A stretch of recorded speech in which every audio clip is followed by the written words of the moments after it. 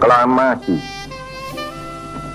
kami, bangsa Indonesia, dengan ini menyatakan kemerdekaan Indonesia. Hal-hal yang mengenai pemindahan kekuasaan dan lain-lain diselenggarakan dengan cara saksama dan dalam tempo yang sesingkat-singkatnya. Jakarta, 17 Agustus 1945, atas nama bangsa Indonesia, Soekarno Hatta. Assalamualaikum warahmatullahi wabarakatuh. Pada video kali ini saya akan menampilkan tokoh nasional yang mencerminkan nilai-nilai berakhlak, yaitu Bapak Muhammad Hatta. Beliau lahir dengan nama Muhammad Attar dan kerap kali disapa dengan panggilan Bung Hatta. Beliau lahir di Bukit Tinggi tanggal 12 Agustus 1902. Mendengar kisah perjuangannya untuk Indonesia membuat Bung Hatta menjadi tokoh inspiratif yang dapat dijadikan teladan dalam mengaktualisasikan nilai-nilai berakhlak. Berorientasi pelayanan, mengutamakan kesejahteraan rakyat, Bung Hatta memprioritaskan kenyamanan hidup dan pemenuhan kebutuhan dasar masyarakat. Sebagai Bapak Koperasi Indonesia, beliau menggagas sistem koperasi demi membangun kemandirian ekonomi kelompok masyarakat lemah. Bung Hatta dikenal dengan pribadi yang sangat jujur dan bertanggung jawab dalam menjalankan amanah negara. Beliau selalu mengutamakan integritas kesederhanaannya menjadi teladan hingga saat ini.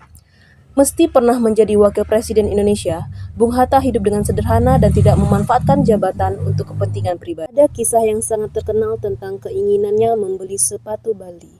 Beliau menggunting gambar sepatu dari koran dan menyimpannya, namun tidak pernah membelinya karena merasa uang yang dimilikinya harus digunakan dengan bijak.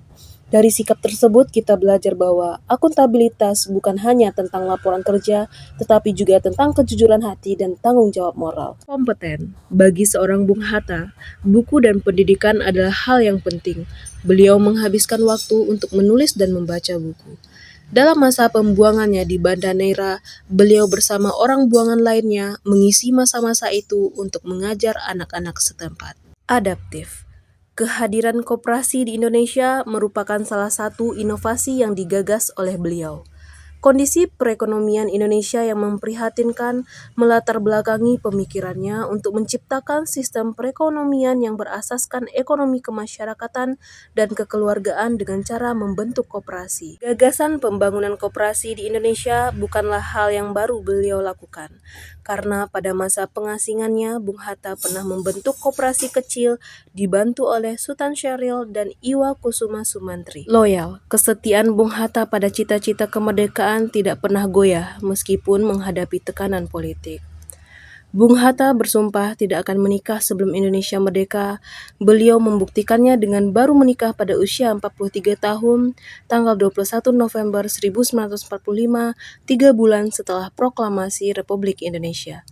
Harmonis. Menghargai orang lain adalah salah satu nilai yang patut diteladani dari Bung Hatta.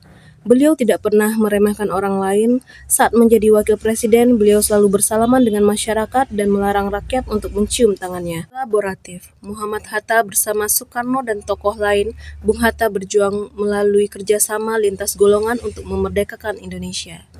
Kemudian di bawah bimbingan langsung Bung Hatta dan dibantu oleh Sultan Syaril serta Iwa Kusuma Sumantri, mereka mendirikan usaha koperasi kecil.